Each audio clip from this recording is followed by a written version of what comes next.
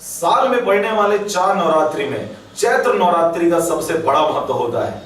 इस नवरात्रि को पूरे शहर एवं आसपास के गांव में श्रद्धा भक्ति के साथ हर्षोल्लास के साथ मनाया जाता है।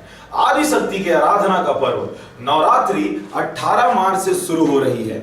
शहर के मंदिरों में चैत्र नवरात्रि की तैयारियां पूर्ण हो गई है। मंदिरों को रंग रंगने के साथ ही घट स्थापना कक्ष को सुसज्जित किया जा रहा है।